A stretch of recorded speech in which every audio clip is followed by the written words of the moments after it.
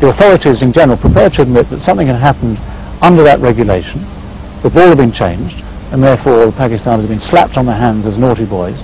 Okay, we could accept the situation. We wouldn't have had to victimise anyone. We wouldn't have had to accuse anyone or suggest accusations to anyone. It's extraordinary to me that they haven't taken advantage of looking at the tapes, the footage put together by Chris Cowdery, the huge amount of evidence that came out in that court case, the most dramatic of which was surely Don Oslier standing in the witness box and saying the ball was changed under law 42.5. Everyone in the world knows that covers changing the condition of the ball, and that means somebody damaged it, maybe one player, maybe more than one player. I don't know why they don't take advantage of looking at that film footage and clear up this whole issue. Oh, steady on. The evidence that was given in court under oath strongly points to everything that's been suggested being pretty true. I don't know if I can say that legally, but I have done now. And so you get on and you solve the problem. You don't sweep it under the carpet, you solve it. It would be good for everybody if it was just sorted out, and that would be to get Derek Murray's report and say, now we'll tell you, that afternoon the ball was changed because somebody cheated. Don't just continue covering it up. It's got more prevalent over the last few years. I think it's got far more sophisticated over the last few years. We've seen things in papers like bottle tops and things like that. Well, that long ago was outdated. There are far more sophisticated ways to interfere with the ball than the use of a bottle top. Really hard, sharp nails. You don't have to carry a bottle top then.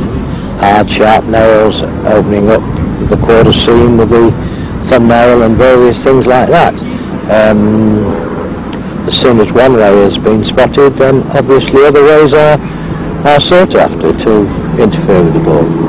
I think picking the seam, we shouldn't condone that either. That's taking an unfair advantage over the batsman at the other end.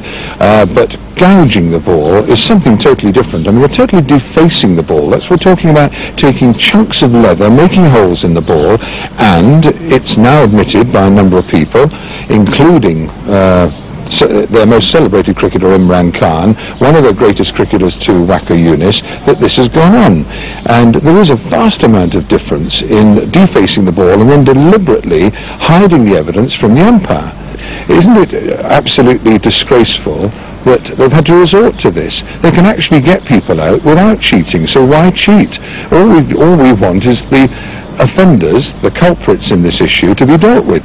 It's simply that we have seen some fast bowlers in the world recently who have perfected the technique of reverse swing and who bowl absolutely magnificently under the conditions in which it works best. And so I think that's why this particular aspect of reverse swing has grabbed the headlines. It's new. It's something that not everyone understands. I don't claim to understand why it happens. I can't work it out. I wish I had known about it, and I would have discreetly had a go myself. I would have been cheating if I had done, and I would have expected to have been in big trouble had I been caught. But there wouldn't be too many bowlers, I don't think, who would have known how this worked and not have tried it. I'm sure of that. Things have happened in the game that could have been finished, stamped on, if strong action had been taken immediately with regard to the tampering of the ball, and all this is 18 months ago. It had all been over and forgotten with by now. But until the authorities come out with the exact truth, and therefore people know what's happening, what's happened, and what's gone on, until they do that, then I'm afraid it will just return to home. There have to be grave doubts about the circumstances in which Don Oslier stopped being an umpire. He could have been kept on, and it seemed he was an embarrassment to the board. So is Alan Lamb. I mean, I can think of a lot of other players that have gone under.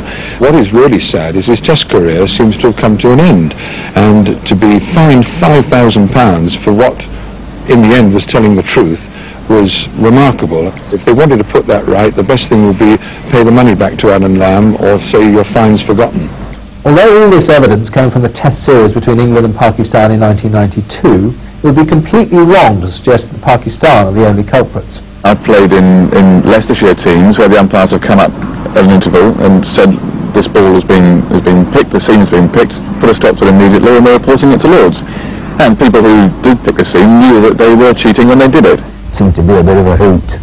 He's done this, he's done that, and he's moved, and he's took 5 wickets, and it would an argument be that they're all at it. Well, that's not strictly true, because the greats would take great exception if you said Fred Truman, you used to tamper with the ball, well, when you pick yourself up, because it hit you, you could answer the question. Richard Hadley as well.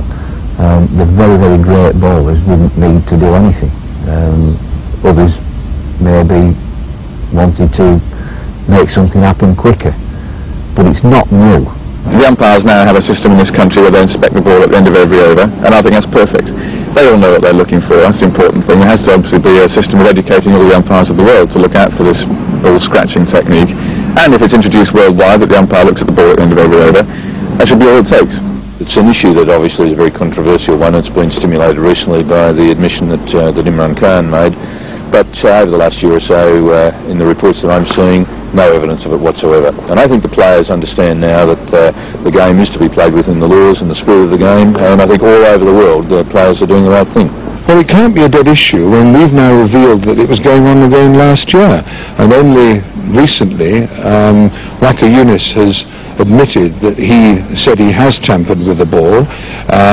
Both umpires in a match at Ilkeston last year said that the ball was damaged. Unfortunately, they failed to report it to the board, so in fairness to the board, they can only react if reports are put in, but they received balls from other games and took no action, and they do seem to be extremely wary of taking tougher action against the offenders. But it always seems to come back to the same offenders. Oh, steady on.